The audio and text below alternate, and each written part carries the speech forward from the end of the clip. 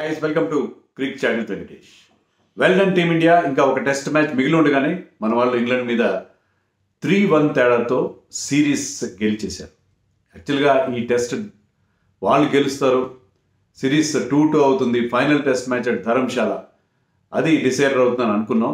కానీ డే 3 రోజు మొత్తం సినేరియో మారిపోయింది.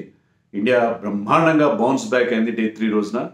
డే 4 రోజున అంత ఈజీ కాలేదా విన్. చిన్న చిన్న హికప్స్, చిన్న చిన్న ఇబ్బందులు ఎదురైనా సరే 120 for 5 మనందరికీ టెన్షన్ పడ్డాం, పోయిందేమో మ్యాచ్ అనుకున్నాం. ఇంకొక వికెట్ పడుంటే అదే ఉండేది పరిస్థితి. కానీ ఫైనలీ మన వాళ్ళు ఒక మంచి partnership between Shubman Gill and Dhruv Jurel, 72 runs unbeaten stand, అది మనని విజయం వైపు తీసుకెళ్ళింది. అండ్ 17 wins ఇన్ ఏ రో ఎట్ హోమ్. 2013 నుంచి మనం అన్బీటన్గా ఉన్నాం ఇండియాలో. 17 సిరీస్లు గెలిచాం, 17 సిరీస్లు వరుసగా గెలుస్తూ వచ్చాం. So this is incredible record. Of course Australia has a better record at home, but దాన్ని కూడా మనం బీట్ చేసే పరిస్థితి. ఎందుకంటే ఈ సిరీస్లో మనం ప్రతి మ్యాచ్ చాలా పోటాపోటీగా జరిగింది. ప్రతి మ్యాచ్లో England had a great chance of winning. కానీ మొదటి టెస్ట్లో మనకి ఛాన్స్ ఉంటుంది, 190 లీడ్ వచ్చింది. కానీ ఆ మ్యాచ్ ఓడినా సరే ఆ తర్వాత బ్రహ్మాండంగా మనం కంబ్యాక్ అయ్యి వరుసగా 3 టెస్టులు గెలిచేసాం. అందులో ఈ టెస్ట్ మ్యాచ్ విజయం చాలా చాలా స్వీట్గా ఉంటుంది. ఎందుకంటే సెకండ్ డే రోజు ముగిసేసరికి చాలా హోప్లెస్ సిచ్యుయేషన్ కనిపించింది. అక్కడి నుంచి ఇంత బాగా కంబ్యాక్ కావడం, గెలవడం wonderful. And hero of this win is a newcomer. 23 ఏళ్ల వయసు, సెకండ్ టెస్ట్ మ్యాచ్ ఆడుతున్నాడు. సడన్గా టీంలోకి వచ్చాడు. ఒక నెల రోజుల క్రితం అడిగితే ఇండియాకి నువ్వు ఆడతావా టెస్ట్ మ్యాచ్లు అంటే నవ్వి ఊరుకున్నాడు. సడన్గా అవకాశం వచ్చింది, అవకాశాన్ని అద్భుతంగా అందిపుచ్చుకున్నాడు, అద్భుతంగా పర్ఫామ్ చేశాడు. ధ్రువ్ జురెల్, ది జువెల్ లాంటి వాడు, నిజంగా సూపర్ పర్ఫార్మెన్స్. ఫస్ట్ ఇన్నింగ్స్లో 90 ఎంత ఇంపార్టెంటో, సెకండ్ ఇన్నింగ్స్లో చేసిన 39 నాట్అవుట్ అంతే ఇంపార్టెంట్. ఎందుకంటే ఆ స్టేజ్లో ఓల్డంత ప్రెషర్ ఉంది. మనం ఇక్కడ కూర్చున్న మనకే ఆ ప్రెషర్ ఫీల్ అవుతున్నాం, మనకి కాళ్ళు చేతులు వణుకుతున్నాయి. ఒక కొత్త కుర్రాడు, అందులో ఫస్ట్ ఇన్నింగ్స్లో బాగా ఆడిన తర్వాత అతని మీద ఎక్స్పెక్టేషన్స్ ఉంటాయి. గతంలో లేనంత ప్రెషర్ ఉంటుంది ఇప్పుడు, కానీ అది ఏం చూపించలేదు. మిగతా వాళ్ళందరూ సింగిల్స్ చేయడం కష్టమైతే ఇతను చాలా బిజీగా ఆ ప్రెషర్ నుంచి టీంని బయటపడేశాడు. So that was really wonderful from Jurel. And of course Shubman Gill ఇటీవల కాలంలో సెకండ్ ఇన్నింగ్స్లో బ్రహ్మాండంగా ఆడుతున్నాడు. వైజాగ్లో 100 కొట్టాడు అండ్ 90 కొట్టాడు రాజ్కోట్లో సెకండ్ ఇన్నింగ్స్లో. ఇక్కడ అద్భుతంగా ఆడాడు. Not to forget his second innings performances in that BGT series of 2021. అప్పుడు అతను ఆడిన నాక్స్ గాగాలో particularly was wonderful. So Shubman Gill has been exceptional. Shubman Gill మీద చాలామందికి కొన్ని అభ్యంతరాలు ఉంటాయి, కానీ ఈ పర్టికులర్ ఇన్నింగ్స్లో అతను ఒక యాంకర్ రోల్ ఎంత బాగా ప్లే చేసి, నెంబర్ 3లో అంటే Pujara, the kind of role that we have seen from Pujara, అలాంటి ఒక అద్భుతమైన పర్ఫార్మెన్స్ అతని బ్యాట్ నుంచి మనం చూసాం. చాలా కామ్ అండ్ అన్రఫుల్డ్. మామూలుగా అతను కొంచెం ప్రెషర్ ఫీల్ అవుతాడు, కొంచెం నర్వస్గా అనిపించినా సరే ఇన్నింగ్స్లో అతను ఈ never dominated the English bowling. In fact 50 వరకు ఒక్క 4 కూడా కొట్టలేదు. 119 balls ఫేస్ చేశాడు before he hit his first. కానీ ఎప్పుడైతే విజయం ఒక ఆమడ దూరంలో ఉందో, గెలుపు గడపలో ఉన్నామో, అప్పుడు వరుసగా 2 6లు కొట్టాడు 3 balls. So then only he allowed himself to the luxury of a boundary. అంత మెచ్యూర్గా ఆడాడు. శుభ్మన్ గిల్ యంగ్స్టర్, 24 అనుకుంటా అతను, 23 ఏళ్ళ జురెల్ ఇంత మెచ్యూర్డ్గా పర్ఫామ్ చేశారంటే అద్భుతం. And not to forget Rohit Sharma captains innings. నేను వీడియోలో కూడా చెప్పాను, రోహిత్ శర్మ ఖచ్చితంగా ఈ చేజ్ని లీడ్ చేస్తున్నాను. అలాగే నిన్న ఎంత బాగా స్టార్ట్ చేశాడు, ఈరోజు కూడా he was batting beautifully, aggressively, along with course that man Jaiswal, the hero of the series మొత్తంలో మోస్ట్ కన్సిస్టెంట్ ప్లేయర్ అతను. సో జైస్వాల్ ఇంకా మరింత ఫ్రీగా కనిపించాడు. ఇంగ్లాండ్ బౌలర్స్ స్టార్టింగ్లో ఆ రోలర్ యూజ్ చేస్తారు కాబట్టి క్రాక్స్ అంత ఇబ్బంది పెట్టవు. So first half an hour batting was not difficult. Anderson bowling వేసినా, వాళ్ళు స్పిన్నర్స్ బౌలింగ్ వేసినా మనకేం ఇబ్బంది అనిపించలేదు. Both Rohit and Jaiswal look very comfortable. ఇద్దరు కంఫర్టబుల్గా ఆడడం మొదలుపెట్టారు. జైస్వాల్ మరింత అగ్రెసివ్గా ఆడుతూ రోహిత్ కూడా ఒక బిగ్ 6 కూడా కొట్టాడు ఆండర్సన్ బౌలింగ్లో. సో చాలా దివర్ క్రూజింగ్, ఎలాంటి ఇబ్బంది లేకుండా ఇంత ఈజీగా అయిపోతుందో చేసి అనిపించింది ఆ స్టేజ్లో. కానీ సెకండ్ ఓవర్లో జైస్వాల్ కొట్టాడు. జైస్వాల్ ఒక పెద్ద బిగ్ హిట్ కోసం వెళ్ళాడు, బిగ్ డ్రైవ్ కోసం వెళ్ళాడు, extravagant drive against Joe Root first ఇన్నింగ్స్లో కూడా అతనికి అవుట్ అయినట్టున్నాడు. అండ్ హైదరాబాద్లో కూడా ఫస్ట్ డే అంత బాగా ఆడిన తర్వాత సెకండ్ డే ఫస్ట్ ఓవర్లోనే రూట్ని తీసుకొస్తే అప్పుడు రూట్ అతన్ని కాటన్ బౌల్డ్ చేశాడు. సో రూట్కి చాలాసార్లు అవుట్ అవుతున్నాడు సిరీస్లో. రూట్ మీద నేను అగ్రెసివ్గా ఆడాలి అనే ఈగో ప్రాబ్లంగా ఫెయిల్ అవుతుంది. కొత్త కురాడు కదా, అలా ఆడుకున్న అప్పటికీ రోహిత్ అతన్ని కంట్రోల్ చేయడం నిన్న టీవీలో కూడా చూపించారు. నేను కొద్దిగా అగ్రెషన్ కంట్రోల్ చేసుకో అని చెప్పాడు. ఈరోజు కూడా Rohit was guiding him, mentoring him. As somebody said in the commentary box, like a father is just keeping his boy very cool, మరి ఓవర్ అగ్రెసివ్ వెళ్ళకుండా. అలా చేసినా సరే ఒక పెద్ద షాట్ కోసం వెళ్ళాడు. బాల్ ఫస్ట్ ఓవర్ ఆఫ్ రూట్లో బాల్ టర్న్ అయింది, రఫ్లో పిచ్ అయింది, టర్న్ అయింది, ఎడ్జ్ తీసుకుంది. Wonderful catch by that senior man, 41-42 years old man Anderson. అద్భుతంగా ముందుకు డైవ్ చేసి it was parallel to the ground when he took that catch.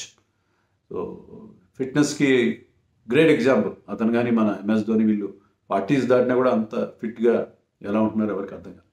So Anderson took a wonderful catch, Yashasvi అవుతాడు. And Rohit కూడా, ఎందుకంటే గిల్ కాస్త స్లోగా స్టార్ట్ అయ్యాడు. So Rohit had to play little bit aggressively. Step out అయ్యాడు, పెద్ద షాట్ కొడదాం అనుకున్నాడు హార్ట్లీ బౌలింగ్లో. అండ్ ఈ వాజ్ స్టంప్డ్ కాదు యాక్చువల్గా, స్టంప్డ్ అనుకున్నా కానీ పెయింట్ ఎడ్జ్ ఉంది, దాన్ని కార్డ్ బిహైండ్గా ఇచ్చారు. సో 2 వికెట్స్ వెంటనే, బట్ 87 for no loss అయింది అండ్ 99 for 2 అయింది. అండ్ పటీదార్ ఎందుకో చాలా టెంటేటివ్గా అనిపిస్తున్నాడు, ఒక tentative proud. And he was caught brilliantly at short leg of Bashir. So Bashir was the pick up the bowlers once again. So 87 for no loss నుంచి 87 for no loss నుంచి 100 for 3 tension మొదలైపోయింది. So లంచ్కి అలాగే వెళ్ళాం, టెన్షన్గానే 3 వికెట్లు పడ్డాయి. జడేజా చాలా slow starter కదా ఎప్పటిలాగే, తర్వాత పికప్ అవుతాడు. గిల్ కూడా చాలా డిఫెన్సివ్గా కాషియస్గా ఆడుతున్నాడు. సో రన్స్ సింగిల్స్ రావడం కష్టంగా అనిపించింది. సో లంచ్ తర్వాత కొంచెం అగ్రెసివ్గా పాజిటివ్గా ఆడాలని ఏమైనా డెసిషన్ తీసుకున్నారేమో. సో జడేజా ఫుల్ టాస్ వచ్చింది. ఫుల్ టాస్ని కూడా వెయిట్ ఇట్ ఎనీవేర్, ఎక్కడైనా కొట్టచ్చు. షార్ట్ మిడ్ కొట్టాడు, మంచి క్యాచ్ అక్కడ బేస్ 2 నుంచి. సో జడేజా చేసిన 4 runs 30కి పైగా బాల్స్ ఆడాడు. But it was consumed after lunch by Bashir. So అది పెద్ద బ్రేక్, ఎందుకంటే ఆ left right combination, even when Rohit and Jaiswal were playing, ఆ లెఫ్ట్ రైట్ కాంబినేషన్ మనకు చాలా బాగా వర్కౌట్ అయింది. అలాగే గిల్ అండ్ జడేజా ఆడుతున్నప్పుడు లెఫ్ట్ రైట్ కాంబినేషన్ చాలా బాగా అనిపించింది. కానీ జడేజా అవుట్ అయిన తర్వాత సర్ఫరాజ్ వచ్చాడు. Sarfaraz played a normal defensive shot, but చాలా ఫెయింట్ ఎడ్జ్ కనిపించింది. ప్యాడ్ మీదకి వెళ్ళి అది కూడా క్యాచ్ వెళ్ళి ఆన్ఫీల్డ్ అంపైర్ ఇవ్వకపోయినా DRSలో it was found to be out. So and this man was on hattrick Bashir. But Jurel had other ideas. హ్యాట్రిక్ని ప్రివెంట్ చేశాడు, తర్వాత ఈజీగా సింగిల్ చేసినాడు, ఒక బౌండరీ కొట్టాడు. చాలా సేపటి తర్వాత బౌండరీ వచ్చింది, 18 ఓవర్ల తర్వాత ఎన్నో. So super batting by Jurel. అంత ప్రెషర్ సిచ్యుయేషన్లో వచ్చి కూడా అంత మెచ్యూరిటీ, ఫస్ట్ ఇన్నింగ్స్లో కూడా అంత మెచ్యూరిటీ టేల్తో కలిపి. అప్పుడు కూడా టఫ్ సిచ్యుయేషన్, ఇక్కడ tough situation, more tough situation, because ఒక వికెట్ పడితే ఆ టెన్షన్ వేరే రకంగా ఉంటుంది. And Gill also gave him wonderful solid batting by Gill. So Gill గురించి ఎవరికైనా అనుమానాలు ఉన్నాయి, ఫ్లాట్ ట్రాక్ బుల్లీ అని చెప్పి. ఈ ట్రాక్ మీద అద్భుతంగా ఆడాడు. తర్వాత చెప్పాడు మ్యాచ్ తర్వాత, క్రాక్స్ మీద పడితే ఎవరేం చేయలేరు, క్రాక్స్ మీద పడకుండా వచ్చిన బాల్ని జాగ్రత్తగా ఆడుకోవాలి, 2 runs రాబట్టుకోవాలి అని చెప్పాడు. So he was very intelligent, very solid and never took any chance. చాలా షార్ట్ సెలెక్షన్ అద్భుతంగా. మామూలుగా పెద్ద షార్ట్స్ కొడతాడు. ఒక్క 4 లేకపోవడం ఏంటి 50 runsలో. ఇది స్ట్రోక్ మేకర్. సో అంత మెచ్యూర్గా ఆడాడు. అండ్ జురెల్ 2వ టెస్ట్ మ్యాచ్ ఆడుతూ అంత అద్భుతంగా ఆడడం అనేది అద్భుతం. సో ఆ 72 run పార్ట్నర్షిప్ ఎలాంటి హికప్స్ లేకుండా లాస్ట్లో 2 షాట్స్ కొట్టారు. సో ఇండియా సెకండ్ సెషన్లోనే గెలిచేసింది. 4th డే, ఏ మ్యాచ్ కూడా 5th డేకి వెళ్ళట్లేదు. ఓకే, అండ్ సిరీస్ మనం హ్యాపీగా గెలిచేసాం. And McCullum and Ben Stokes వీళ్ళ కాంబినేషన్లో బ్యాస్ బాల్ మొదలుపెట్టిన తర్వాత వాళ్ళు ఓడిపోయిన మొట్టమొదటి సిరీస్. బ్యాస్ బాల్కి ఇది పెద్ద పరీక్ష, అగ్ని పరీక్ష అనుకున్నాం. అగ్ని పరీక్షలో వాళ్ళు ఫెయిల్ అయ్యారు. But to be fair to them, fail అయినా కూడా మంచి పోటీ ఇచ్చారు. ఆ బ్యాస్ బాల్ టెక్నిక్ లేకపోతే సిరీస్ ఇంత పోటాపోటీగా జరిగేది కాదు. So we have to appreciate the tactics. Last వరకు కూడా సపోర్ట్ ఇచ్చారు. యంగ్ స్పిన్నర్స్ని అతను ఎంత బాగా భుజం తట్టి నడిపించాడంటే, ఈ series belongs to the youngsters from both the sets, not only India. మన దగ్గర ఆడిన జురెల్లు, శుభ్మన్ గిల్, ఈవెన్ ఆకాష్ దీప్, వీళ్ళే కాదు, జైస్వాల్, సర్ఫరాజ్, వీళ్ళే కాదు, వాళ్ళ సైడ్లో కూడా Hartley, Bashir, they all did well. And not so experienced guys like Duckett, Ollie Pope. So వీళ్ళు సీనియర్స్ని అందరినీ అప్స్టేజ్ చేశారు.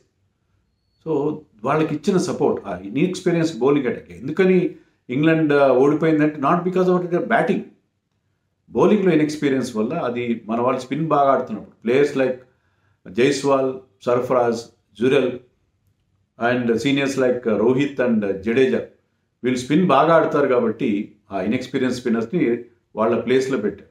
వెరాజ్ our spinners have more experience, more accomplished spin attack మంది. So that was the difference.